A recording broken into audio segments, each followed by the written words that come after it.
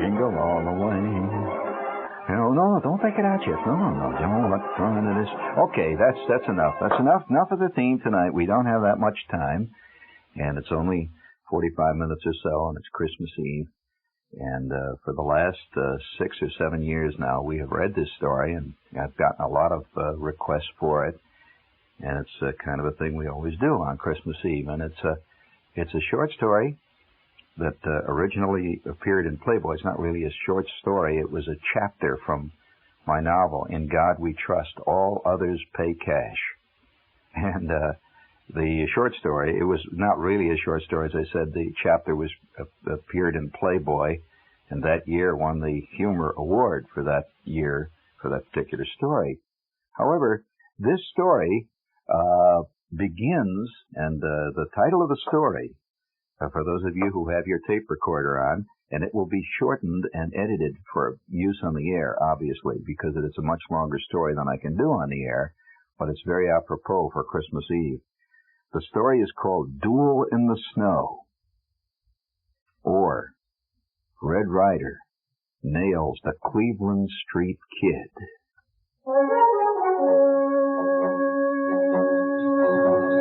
Jingle bell, jingle bell, jingle all the way. Now, the opening of the story, the I in the story is not me, by the way. It's a universal I, and this particular I is named Ralph Parker, who's a New Yorker, and he's sitting in the Horn and Hardart having a cup of coffee, and he begins to think about the curious lure that toy guns have for kids. Kids all over the world are attracted to toy guns, whether or not their parents want them to do it or not. It's just a universal urge.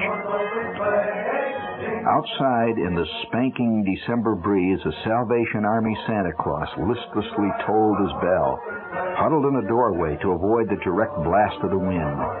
I sipped my coffee and remembered another Christmas, in another time, in another place, and a gun.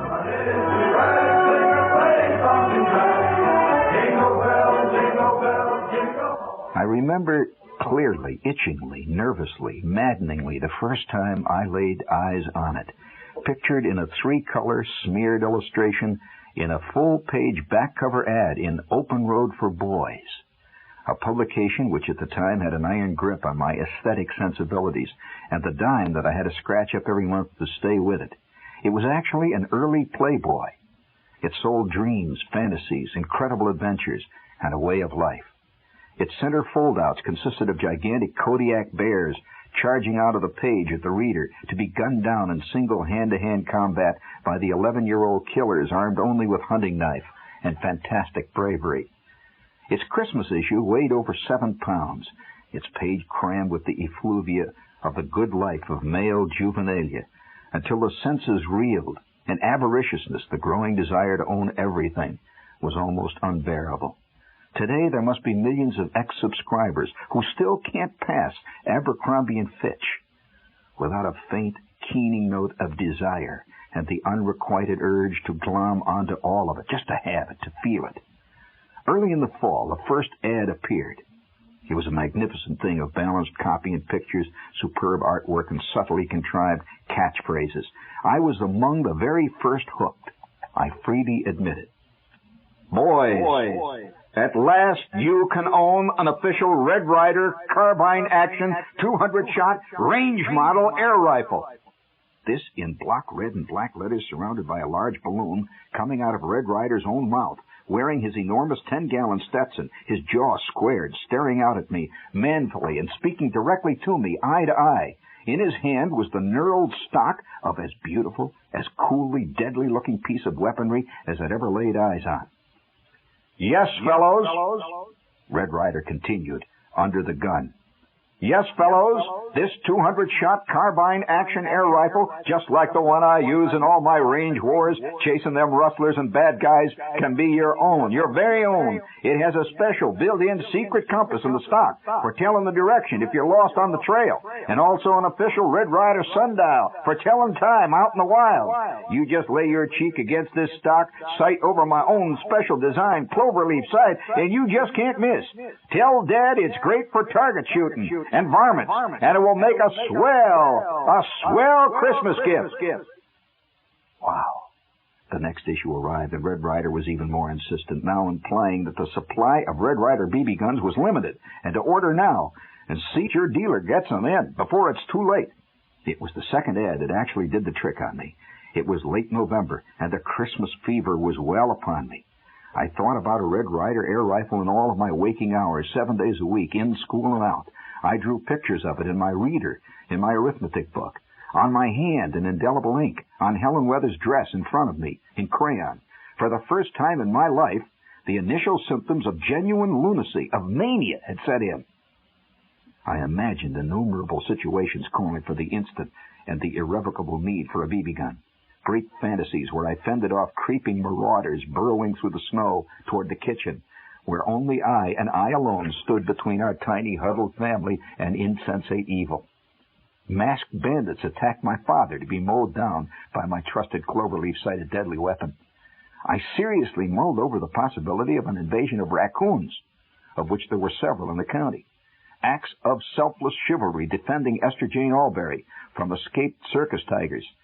Time and time again, I saw myself a miraculous crack shot, picking off sparrows on the wing to the gasps of admiring girls and envious rivals on Cleveland Street. There was one dream that involved my entire class getting lost on a field trip to the swamps, wherein I led the tired, hungry band back to civilization using only my Red Ryder compass and sundial. There was no question about it. Not only should I have such a gun, it was an absolute necessity.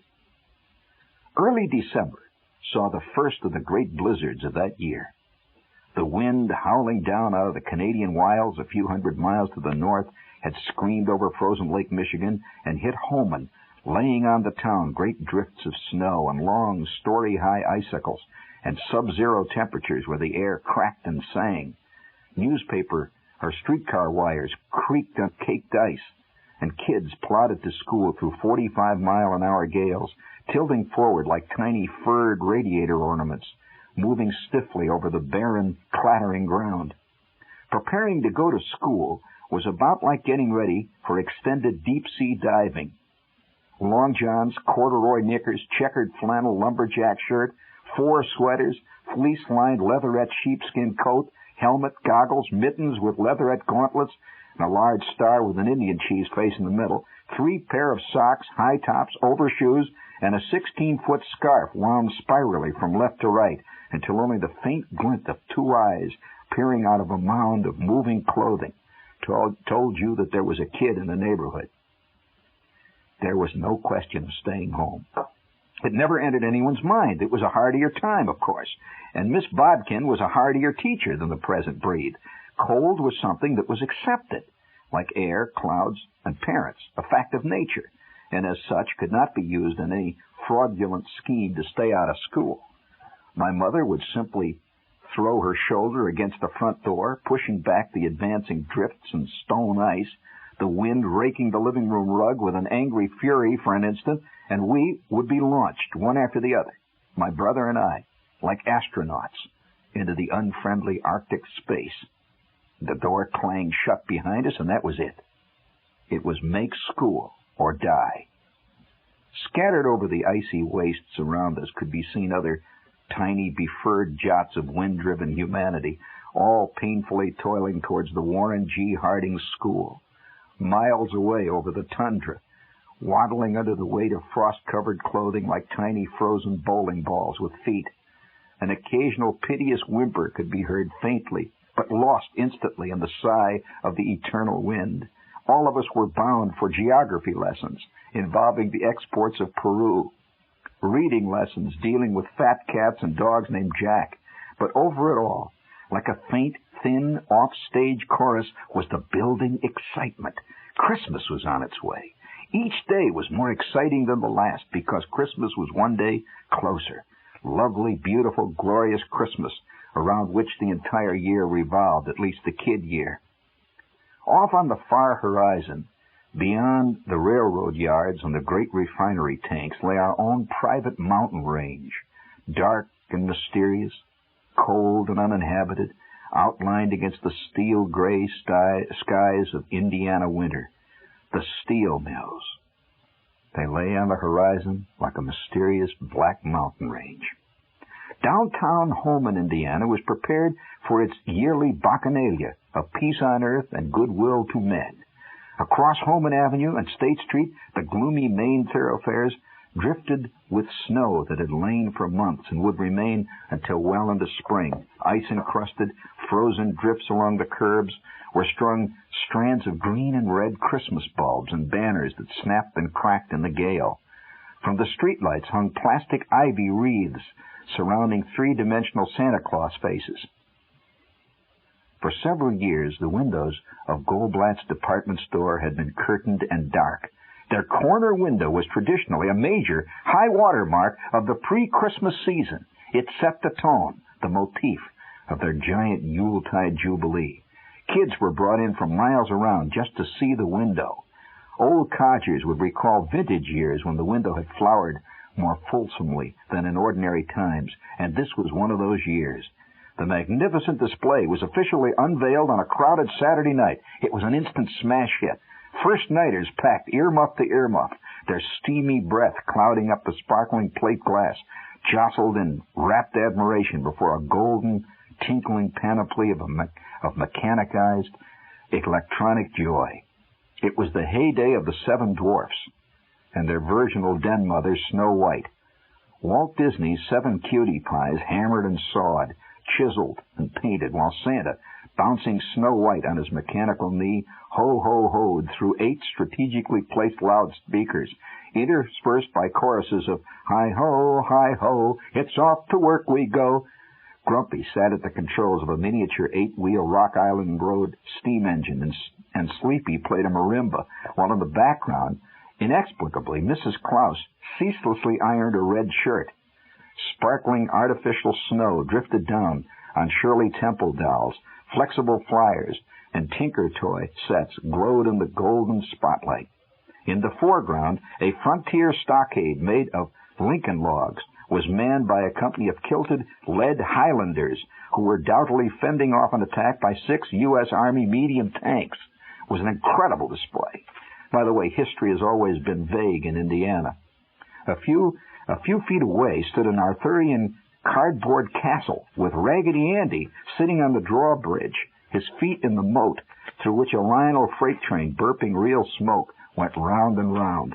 Dopey sat in Amos and Andy's pedal-operated fresh air taxi cab beside a stuffed panda holding a lollipop in his paw, bearing the heart-tugging legend, "Hug Me."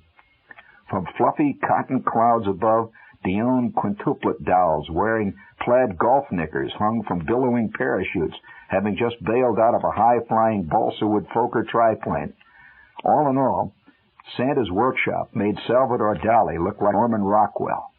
It was a good year. I'll be back in about 2 or 3 minutes here on WOR New York after we have a few brief breaks for a couple of spots on Christmas Eve.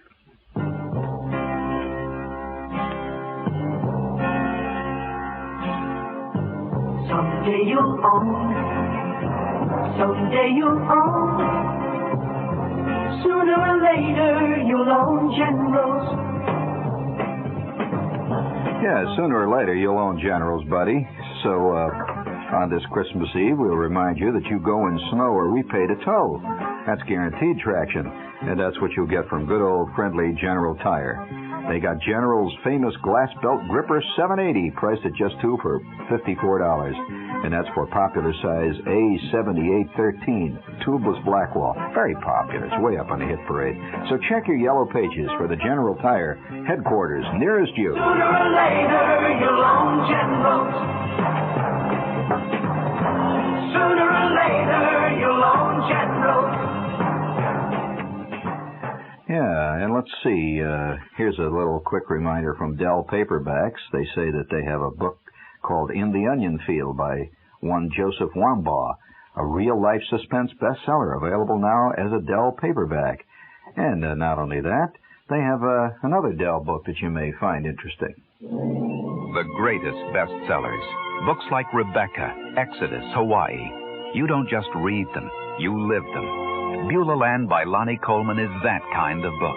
A sensational bestseller compared by many to Gone with the Wind. But Beulah Land is so frank it could only be published in our time. Beulah Land, the story of a great plantation in all its outward splendor and secret shame. Beulah Land, a Dell paperback bestseller.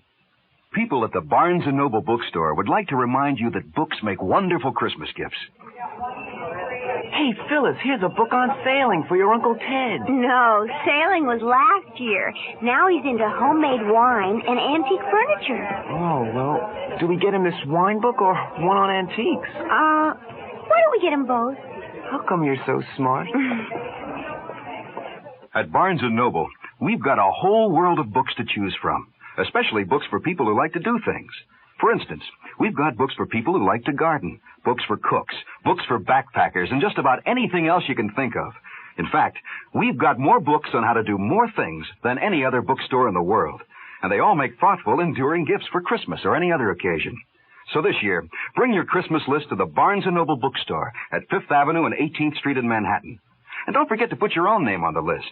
After all, don't you deserve a book from Barnes & Noble, too, this Christmas?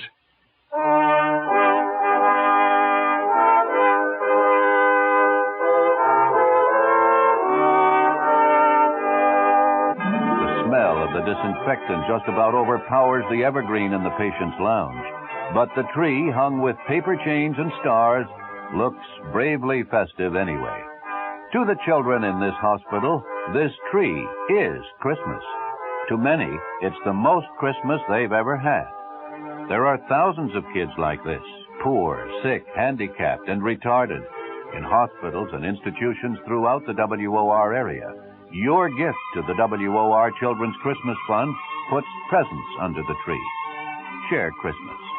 Send your check or money order to the WOR Children's Christmas Fund, Box 710, Times Square Station, New York 10036.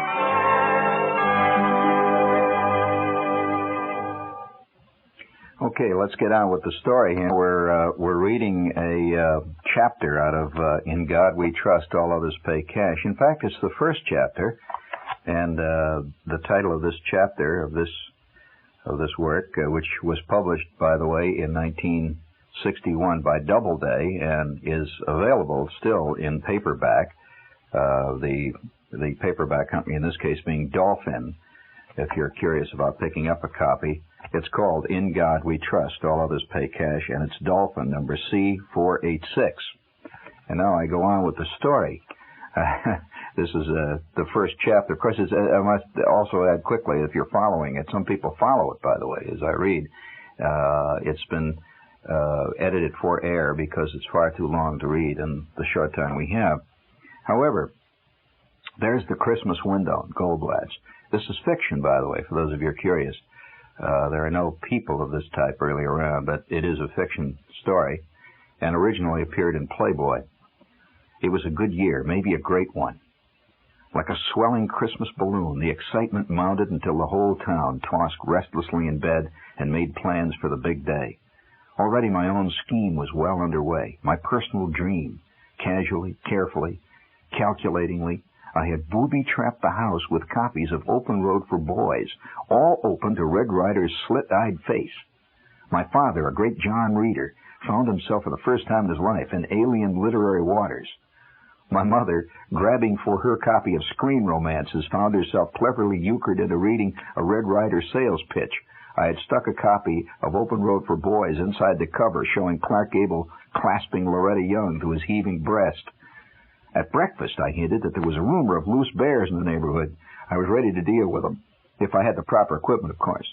At first, my mother and the old man did not rise to the bait, and I began to grow anxious, and of course, inevitably, overplayed my hand. Christmas was only 2 weeks away. I couldn't waste time with subtlety or droll innuendo. My brother, occasionally emerging from under the daybed during this critical period, was already well involved in some private little brother persiflage of his own, involving an erector set with motor, capable of constructing drawbridges, Eiffel Towers, Ferris wheels, and operating guillotines.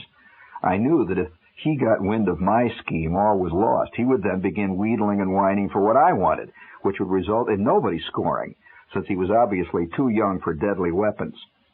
So I cleverly pretended that what I wanted, nothing more, was just a simple, utilitarian, unpretentious Sandy Andy, a highly symbolic educational toy popular at the time, consisting of a kind of funnel under which was mounted a tiny conveyor belt of little scoop-like gondolas. It came with a bag of white sand that was poured into the funnel. The sand, trickling out of the bottom into the gondola, set the belt in motion.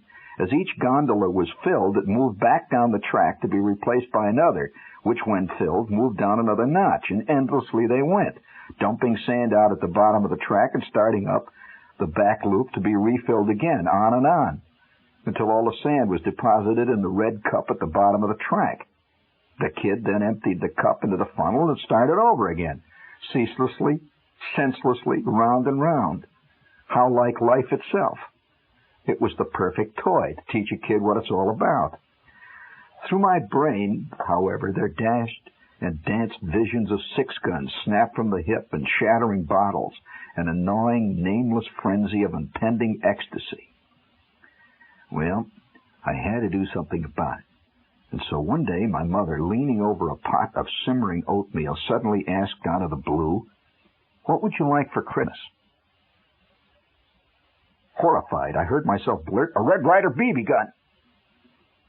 Without pausing or even missing a stroke with her tablespoon, she shot back, "Oh no, you'll shoot out your eyes."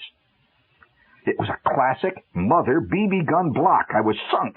That deadly phrase, used many times before by hundreds of mothers, was not surmountable by any means known to kiddom. I had really booted it. Such was my mania, my desire for a Red Ryder carbine, that I immediately began to rebuild the dike. I was just kidding. Even though Flick is getting one, Flick's getting one.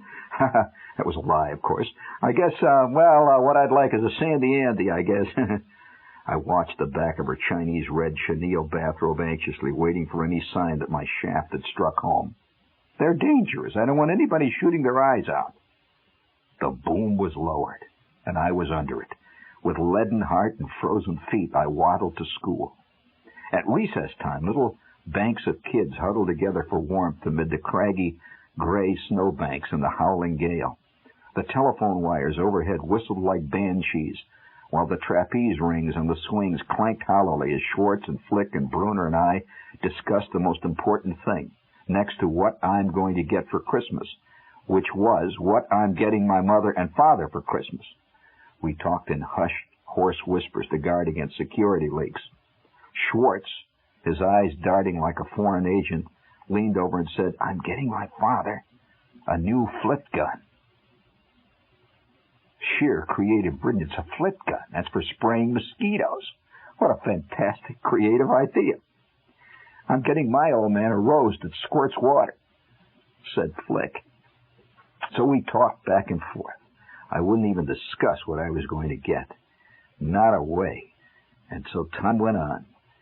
And more it began to look like I was not going to get my BB gun. And so finally, at the far end of Toyland in Goldblatt's, which was on the 3rd floor, is a Santa Claus. A big Santa Claus, sitting there on his throne, asking kids what they wanted for Christmas. I figured I'd try it. On a snowy throne, framed with red and white candy canes under a suspended squadron of plastic angels, blowing silver trumpets in a glowing golden grotto, sat the man, the connection, Santa Claus himself. In northern Indiana, Santa Claus is a big man, both spiritually and physically, and the Santa Claus at Goldblatt's was officially recognized among kids as being unquestionably the Santa Claus, in person. 8 feet tall, shiny, high, black patent leather boots, a nimbus cloud of snow-white beard, and a real thrumming, belt-creaking stomach, no pillows or stuffing, I mean a real stomach. A long line of nervous, fidgeting, greedy urchins wound in and out of the aisles, shoving, sniffling, and above all, waiting to tell him what they wanted. In those days, it was not easy to disbelieve fully in Santa Claus, because there wasn't much else to believe in. There were many theological arguments over the nature of, the existence of, the affirmation and denial of his existence. However, 10 days before 0 hour, the air pulsing to the strains of "We Three Kings of Orient Are," the store windows garlanded with green and red wreaths, and the toy department bristling with sleds, there were few who dared to disbelieve. As each day crept on to the next like some glacier, an arthritic glacier, the atheists among us grew moodier, and less sure of ourselves, until finally, in each scoffing heart was the floating, drifting, nagging suspicion. Well, you never can tell.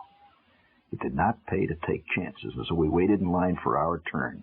Behind me, a skinny 7-year-old girl wearing a brown stocking cap and gold-rimmed glasses hit her little brother steadily to keep him in line. She had green teeth.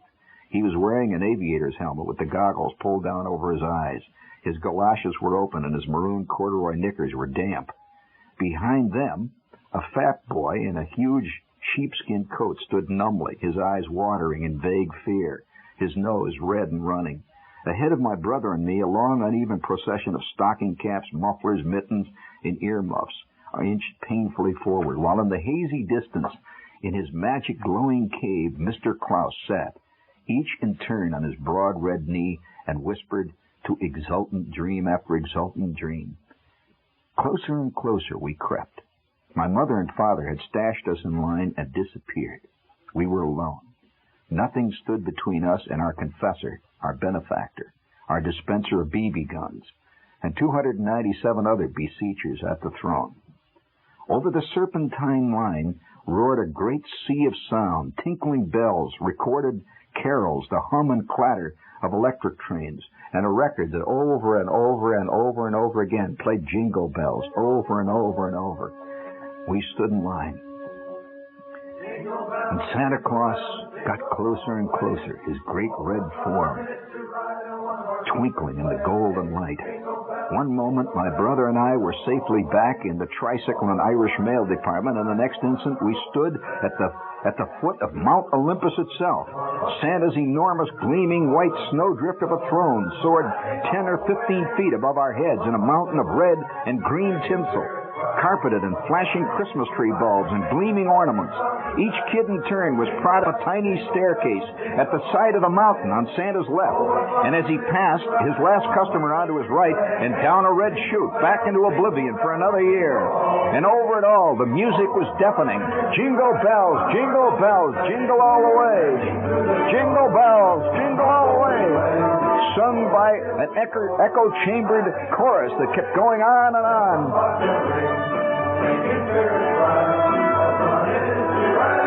High above me in the sparkling gloom, I could see my brother's yellow and brown stocking cap.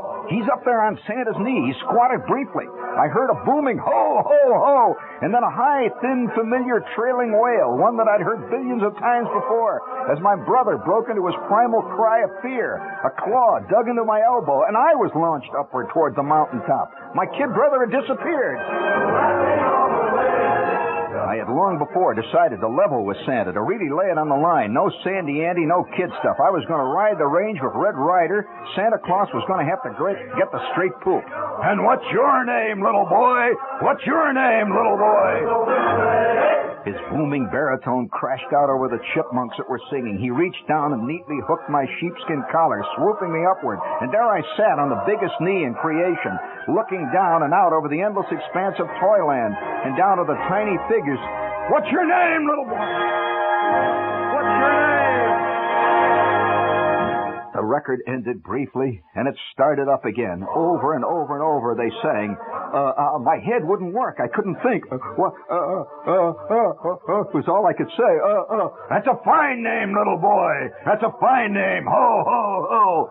Santa's warm, moist breath poured down over me through some cosmic steam radiator. Santa smoked camels, it smelled, just like my Uncle Charles. Ho, ho, ho. My mind had gone blank. Frantic, I tried to remember what it was I wanted for Christmas, what I wanted. I was blowing it. I couldn't think. My head was gone. Santa kept going, ho, ho, ho. What would you like, little boy? Wouldn't you like a nice football, young man? Ho, ho. My mind groped. Football. Who the hell wants a football? All I could say was, yeah. My God, a football. My mind slammed into gear already. Santa was sliding me off my knee and towards the red chute. I didn't want a football, and I could see behind me already another white-faced kid was bobbing upward. I want a Red Ryder BB gun with a special Red Ryder sight and a compass and a stock and a sundial. I shouted, ho, ho, ho. You'll shoot your eye out, kid. Ho, ho, ho. Merry Christmas. Down the chute I went. I've never been struck by a bolt of lightning, but I knew how it must feel. The back of my head was numb. My feet clanked leadenly beneath me. As I returned to earth at the bottom of the chute, another Snow White lady shoved the famous free gift that they were giving out into my mitten. I got my free gift. It was a barely recognizable plastic Kris Kringle stamped with bold red letters. Merry Christmas. Shop at Goldblatt's. Free parking. He spun me back out into Toyland. My kid brother stood under a counter piled high with Raggedy Ann dolls. From nowhere, my mother and father appeared. Did you tell Santa what you wanted? The old man asked. Yeah. Did he ask if you've been a good boy? No. Ah, don't worry, he knows. I'll bet he knows about that basement window you busted. Don't worry, he knows. Maybe that was it. My mind reeled with the realization maybe Santa did know how rotten I'd been, and that the football was only a threat. It was not only a threat, it was a punishment. There had been for generations on Cleveland Street a theory that if you were not a good boy, quote, you would reap your just deserts under the Christmas tree. Maybe I was get business. Oh, God, no BB gun. A damn football. The next few days groaned by. Day after day it went past. And then we were going to have our school party. Everybody was to bring paper wreaths, and Crayola Santa Claus were drawn. In the corner of our room, atop a desk decorated with crepe paper rosettes, sat our Christmas grab bag. Every kid in the class had bought a gift for the grab bag. I had bought for Helen Weathers a large, amazingly lifelike, jet black rubber tarantula. I cackled fiendishly as I wrapped it, and even now its beady green eyes glared from somewhere in the depths of the Christmas grab bag. I knew she'd like it. It would be great. Miss Bodkin, after recess, then said to all the kids, now I want all of you boys and girls to write a theme. A theme, a rotten theme before Christmas. What I says, a theme before Christmas. I want you to write a theme entitled, What I Want for Christmas. Aha. The clouds lifted. I saw a faint gleam of light at the other end of the black cave of gloom. Ever since my visit to Santa. Yes, I could write what I wanted in a theme. I remember to this day how I wrote it. Its cagey, winged phrases and glorious imagery. Quote, what I want for Christmas is a Red Ryder BB gun with a compass in the stock and this thing that tells time. I think everybody should have a Red Ryder BB gun. They are very good at Christmas. I don't think a football is a very good Christmas present. I wrote it on blue-lined paper from my tablet and handed it in. It had to have good margins. Miss Bodkin was very tough on uneven margins. And I waited. The final days before vacation dawned dank and misty, with swirling eddies of ice wind that rattled the porch swing. Warren G. Harding School glowed like a jeweled oasis among the sooty snowbanks. Lights blazed from all the windows, and in every room the Christmas party spirit had kids writhing in their seats. The morning winged by, and after lunch Miss Bodkin announced that the rest of the afternoon would be party time. She handed out our graded themes, folded with our names scrawled on the outside. A big red B in Miss Bodkin's direct hand glowed on my literary effort. I opened it, expecting Miss Bodkin's usual penciled corrections, which ran along the lines of, watch your margins, or check spelling. But this time, a personal note leaped right out of my theme. It flew around the room and fastened itself leech-like on the back of my neck. You'll shoot your eye out. Merry Christmas. Good God. I sat in my seat, shipping water from every seam. Was there no end to this conspiracy of irrational prejudice against Red Ryder and his peacemaker? Nervously, I pulled out of my desk the door-to-ear back copy of Open Road for Boys, which I'd carried with me everywhere, waking and sleeping for the past few weeks. Red Ryder's handsome orange face with the big balloon coming out of his mouth did not look discouraged or defeated. Red must have been a kid once himself, and they must have told him the same thing when he asked for his first Colt 44 for Christmas. I stuffed my tattered dreams back into my geography book. What are you going to do? What are you going to do? The Glee Club filed in and sang, "Oh, little town of Bethlehem, how still we see thee lie." It was party. Who cared about party? It had already been squashed. You'll shoot your eyes out, kid. Even from Miss Bodkin. Mechanically, my jaws crunched on the concrete, hard rock candy, and I stared hopelessly out of the window, past cutout Santas and garland red and green chains. It was getting dark. It was all over. It was Christmas Eve the next day. And all day long we wrapped presents, but it was not Christmas for me, for I knew it was all over. All over. And we wrapped and wrapped and wrapped. Early the next morning, I woke up. It was a gray, grim morning. It was barely light. In fact, it was just after 6 in the morning. I had no real hope. A football, maybe. Maybe a rubber dagger. Maybe a Led Zeppelin wound up and ran around on the floor. Who wants that junk? Who cared about fire trucks, Lincoln logs, erector sets? But who knows? I was the first up. Bright, bright morning, sun gleaming down. I came tearing down, waited for the packages, and there they were, under the tree. Who knows? During the night, a great snow had fallen, covering the gritty remains of past snowfalls.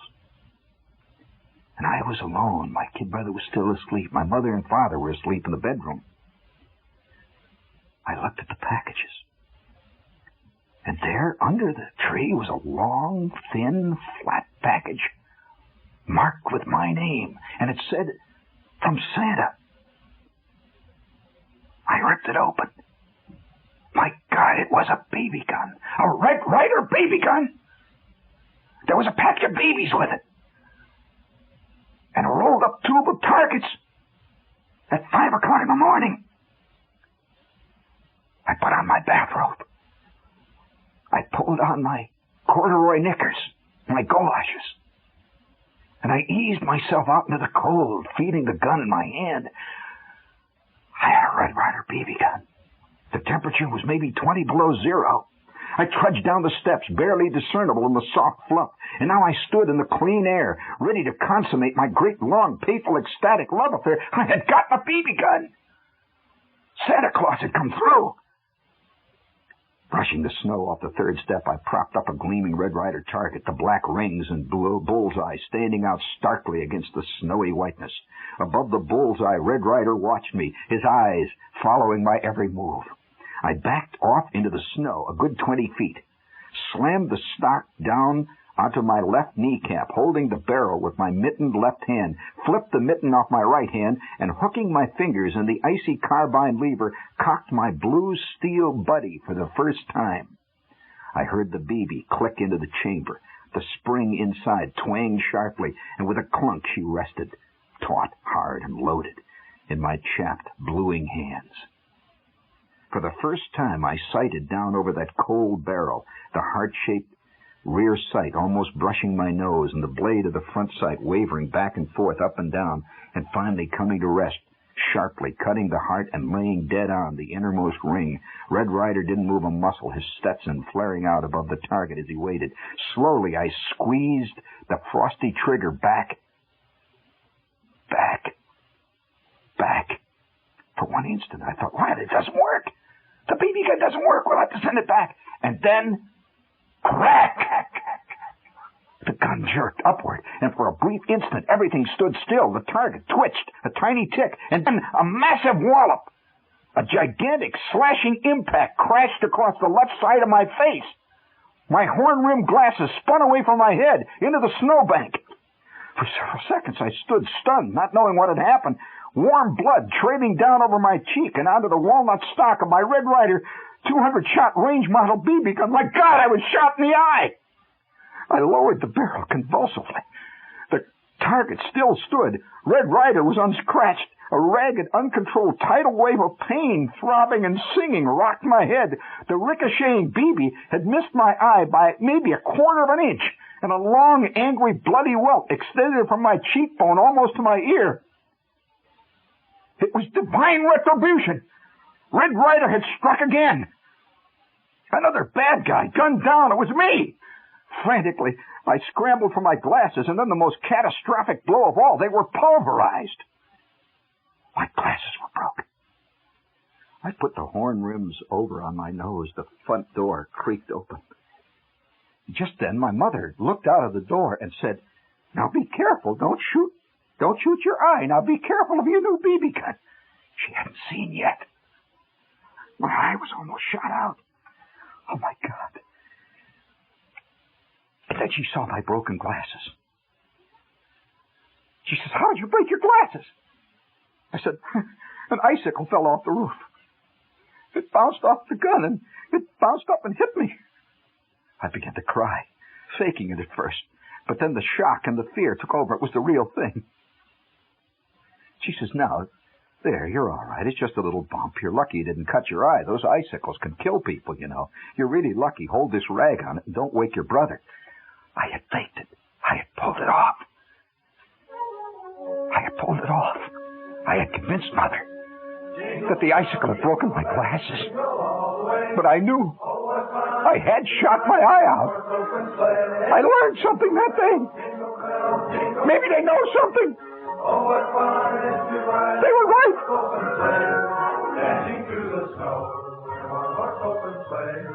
And there I sat in the Horn and Hardart and sipped my coffee. Yes. I wondered whether Red Ryder was still dispensing retribution and frontier justice of old. Considering the number of kids I see with broken glasses, I suspect he is. Kids, you'll shoot your eye out. And that is the classic story from In God We Trust, All Others Pay Cash, that we read every winter at the same time, every Christmas Eve. It's entitled Duel in the Snow, or Red Ryder Nails the Cleveland Street Kid. My God, there's something they know. Be careful. Have a good Christmas. I hope it worked out well. And watch your driving, Dad. Maybe they're right when they say don't drink and drive at the same time, in spite of the fact that you drive better after you've drunk, right, kid? You'll shoot your eye out. Look out.